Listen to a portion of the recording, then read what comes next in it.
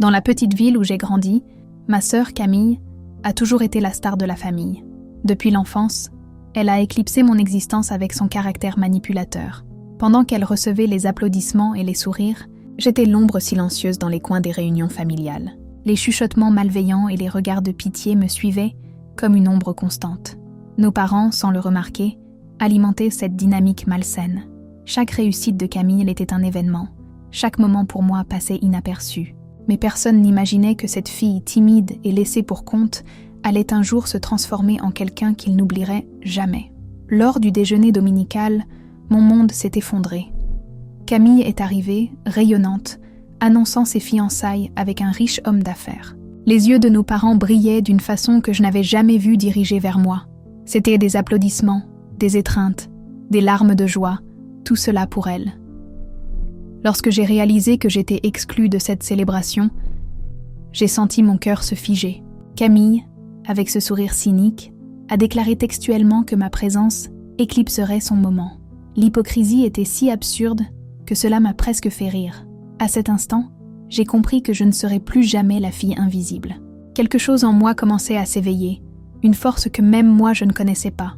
Les larmes que j'avais retenues pendant des années ont finalement trouvé leur chemin. L'exclusion de Camille n'était pas simplement un épisode de plus, mais la goutte d'eau qui définirait ma transformation. Chaque mot qu'elle prononçait résonnait comme une sentence cruelle, mais à l'intérieur de moi, une flamme commençait à brûler, petite et vacillante au départ, mais prometteuse. Je me suis rappelée de toutes les fois où j'avais été réduite à un rôle secondaire. Mon existence semblait être un dérangement, un bruit qui perturbait la symphonie parfaite de la famille.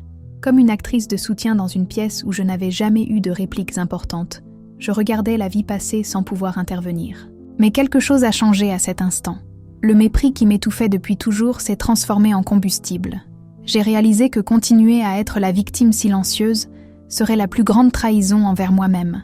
Je n'accepterais plus jamais des miettes d'affection ou de reconnaissance. Ma douleur serait ma force. Mon exclusion serait mon tremplin. J'ai commencé à tracer mentalement mes prochaines étapes. Ce serait une révolution silencieuse, mais profonde. Je n'avais pas besoin de crier pour être entendue. Mon succès serait ma meilleure réponse. Chaque accomplissement serait un message. Chaque réalisation, un cri de liberté qui traverserait le silence qui m'était imposé. Je me suis inscrite à des cours, cherchais à acquérir des connaissances, élargissais mes horizons. Je ne serais plus définie par ce que ma famille disait que j'étais, mais par ce que je choisirais d'être. La timidité qui me retenait a commencé à se détacher comme une vieille peau inutile. L'ironie était inévitable. Ceux qui avaient tenté de me rabaisser seraient des témoins involontaires de mon ascension. Chaque obstacle qu'ils avaient placé devant moi serait transformé en marche pour mon évolution. Je ne serais plus la sœur invisible, mais la protagoniste de ma propre histoire. Le monde ne m'attendait pas, et c'était exactement cela qui les ferait trembler. Chaque pas que je faisais vers mon empowerment était une déclaration silencieuse d'indépendance. Les cours de leadership et de marketing devenaient mon arsenal secret, alimentant une transformation que personne ne s'attendait à voir. Camille continuait sa performance typique. Chaque réunion familiale se transformait en un spectacle où elle montrait sa nouvelle vie avec une ostentation presque caricaturale. Je me souviens de chaque rencontre comme d'un défi, où son récit tentait encore de me réduire au rôle secondaire. Ses commentaires étaient des flèches empoisonnées, des détails sur son riche fiancé, ses projets grandioses, tout calculé pour me diminuer. Mais chaque modèle, capable autrefois de me paralyser, servait désormais seulement de carburant à mon ambition. La douleur de l'exclusion, autrefois un fardeau insupportable, s'était transformée en une énergie puissante. Chaque cours que je suivais, chaque projet que je lançais était une réponse silencieuse à ces attaques. Je n'avais pas besoin de crier pour être entendue. Mon silence était chargé d'une détermination qu'elle ne comprendrait jamais.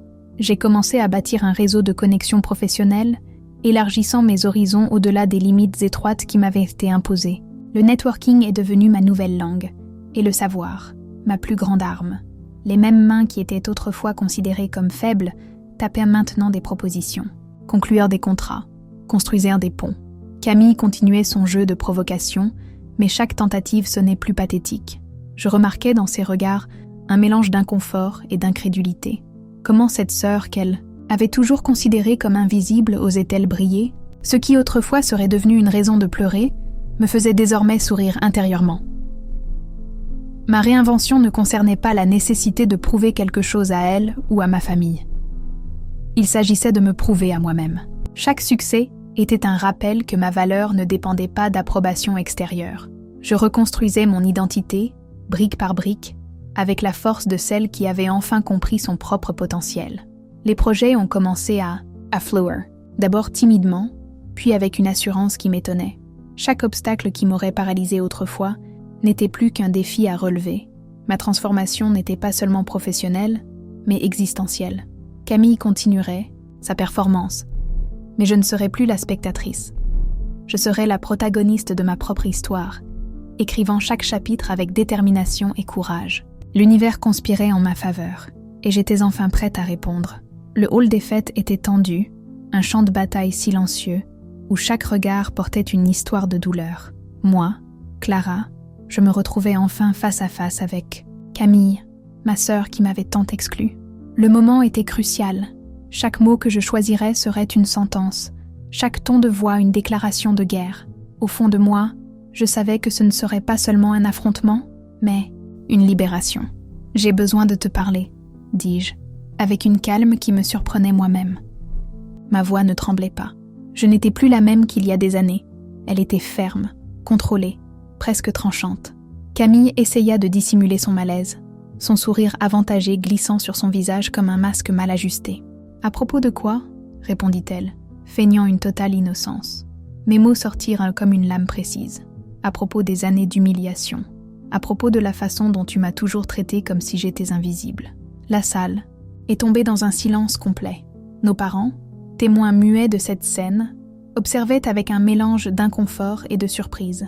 Camille tenta de minimiser, utilisant sa tactique habituelle d'ironie. « Ah, nous y revoilà avec ce victimisme », lança-t-elle, pensant qu'elle me rabaisserait. Mais plus maintenant.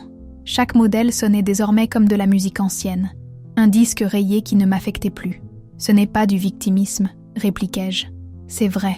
Et aujourd'hui, je suis venue te faire très clairement comprendre que je n'accepterai plus d'être traitée comme un appendice dans notre famille. » Mon ton était calme, mais il portait une force que je n'avais jamais eue.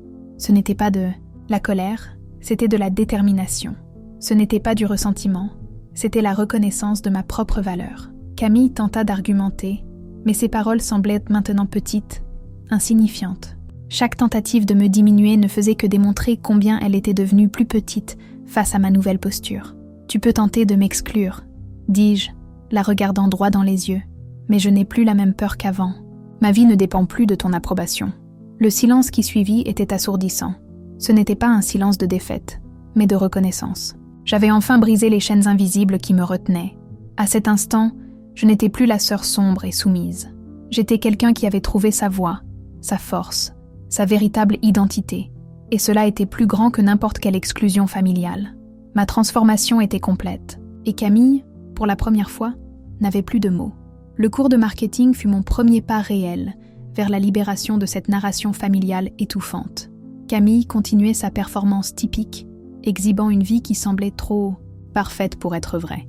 Au cours des rencontres familiales, ses commentaires étaient de véritables poignards dissimulés sous des gestes de gentillesse. « Ah, encore un cours. Cela va-t-il donner quelque chose ?» Elle provoquait, son sourire distillant du poison. Mais chaque provocation alimentait ma détermination. Cette femme n'avait aucune idée de la force qui s'éveillait en moi. Les projets ont commencé petits, presque invisibles.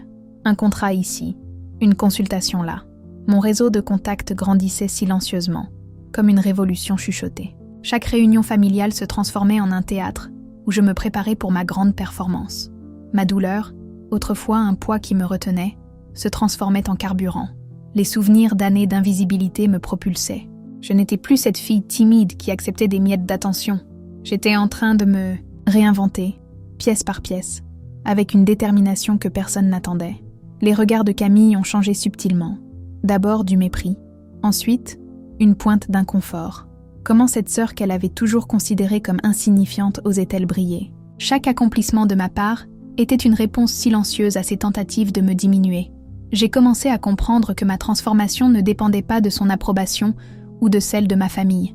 Il s'agissait de me prouver à moi-même. Chaque obstacle qui m'aurait paralysée autrefois n'était plus qu'un défi à relever. Les provocations continuaient, mais perdaient leur pouvoir. « Tu penses vraiment que tu vas y arriver ?» Elle me demandait sur un ton mêlant mépris et insécurité. Je ne faisais que sourire, sachant que mon silence serait bien plus éloquent que n'importe quelle réponse. Mon networking grandissait, mes projets se multipliaient. La même timidité qui m'avait emprisonnée des années auparavant laissait place à une confiance qui m'étonnait. Ce n'était plus une compétition avec Camille, c'était être complètement moi-même. La famille observait, atterrée. Celle qui avait toujours été considérée comme la sœur invisible commençait à tracer son propre chemin. Chaque succès était un rappel que ma valeur ne dépendait pas d'approbation externe. Camille continuerait sa performance, mais je ne serais plus la spectatrice. Je serais la protagoniste de ma propre histoire, écrivant chaque chapitre avec la force de celle qui avait enfin compris son propre potentiel. L'univers conspirait en ma faveur, et j'étais définitivement prête à répondre. Sur la scène de cette fête, tout autour de moi semblait suspendu dans un moment de silence absolu. Mon nom a été appelé, non pas comme un murmure négligent, mais avec un ton de reconnaissance que je n'avais jamais expérimenté auparavant. Chaque pas vers le centre du hall était une déclaration. Plus jamais la sœur invisible, mais la femme qui a construit son propre destin. Les regards se sont tournés vers moi, en particulier ceux de Camille, qui pour la première fois me voyait, non comme une ombre mais comme une lumière à part entière. Je tenais le prix de la meilleure professionnelle de l'année comme un bouclier, transformant des décennies d'invisibilité en un trophée de résistance. Ma voix, autrefois tremblante, sonne maintenant ferme et cristalline. J'ai parlé de la douleur d'être constamment exclue, non pas avec ressentiment, mais avec une clarté qui coupait l'air comme un scalpel. Chaque mot était une cicatrisation d'anciennes blessures, chaque phrase une reconstruction de mon identité. J'ai grandi en croyant que ma valeur dépendait de l'approbation des autres, dis-je, observant les visages à terre. Aujourd'hui, je comprends que mon existence n'a pas besoin d'être validée par qui que ce soit. Camille, immobile dans son coin, semblait une statue de marbre. Ses yeux, autrefois pleins de mépris, reflétaient maintenant un mélange de choc et d'impuissance. Je ne cherchais pas à me venger, mais à reconnaître ma propre force. Je racontais des fragments de mon parcours, les cours du soir, les consultations construites avec sueur et détermination, les projets nés de ma résilience. Ce n'étaient pas seulement des réalisations professionnelles, mais une métamorphose existentielle. La famille, témoin silencieux, semblait respirer une vérité qu'elle avait toujours tenté d'ignorer. Mon exclusion ne m'a pas détruite, elle m'a transformée. Chaque obstacle est devenu un marchepied.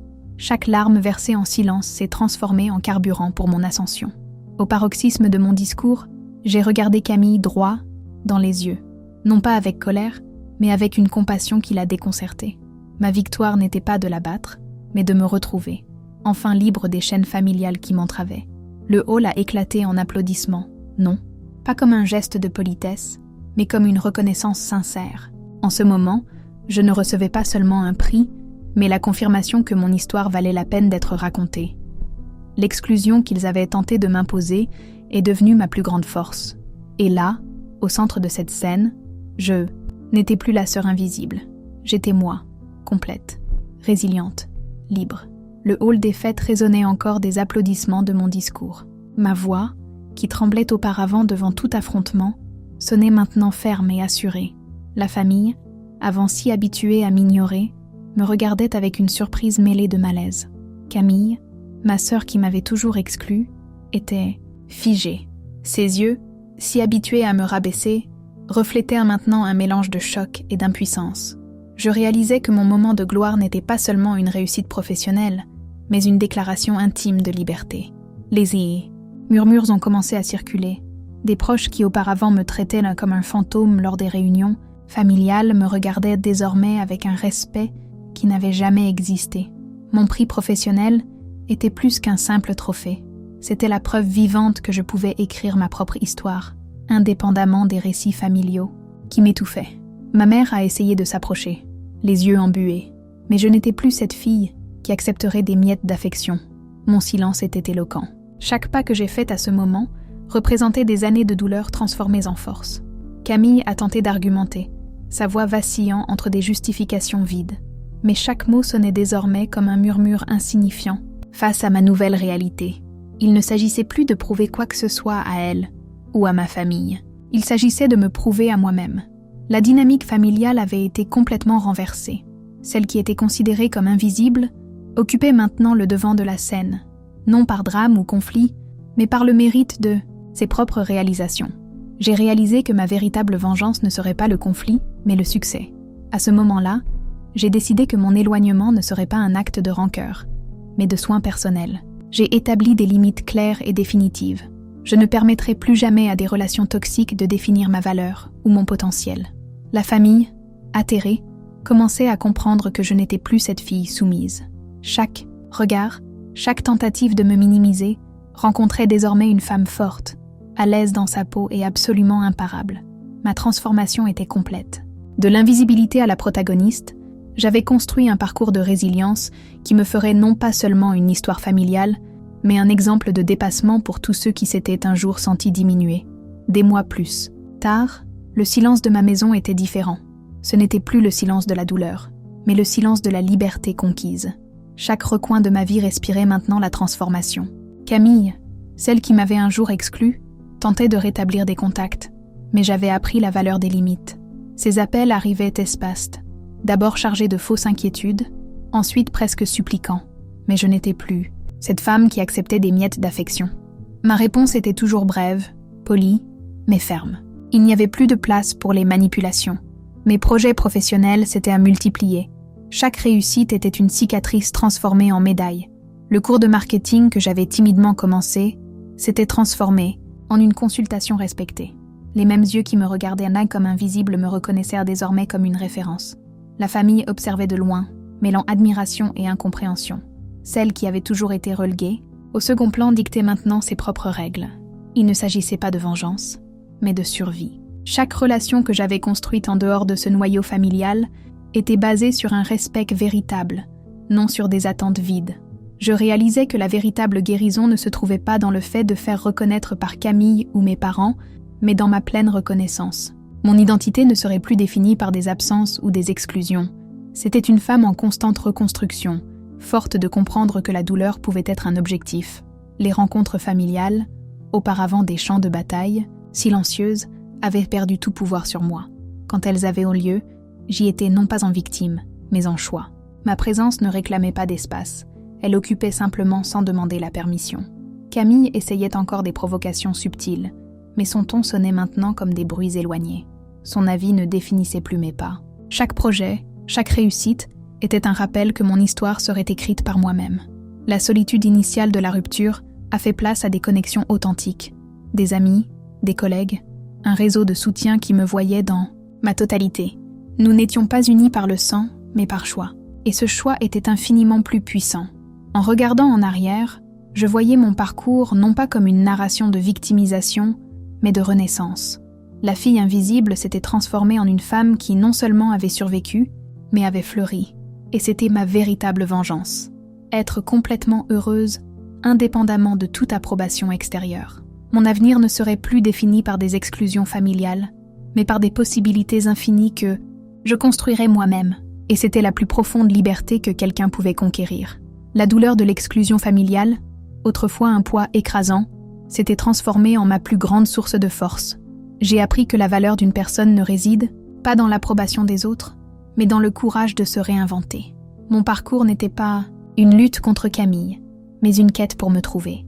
Chaque cicatrice de rejet était devenue un symbole de résilience. Aujourd'hui, libre des entraves familiales, je comprends que la véritable famille, ce sont ceux qui nous respectent et nous aiment inconditionnellement.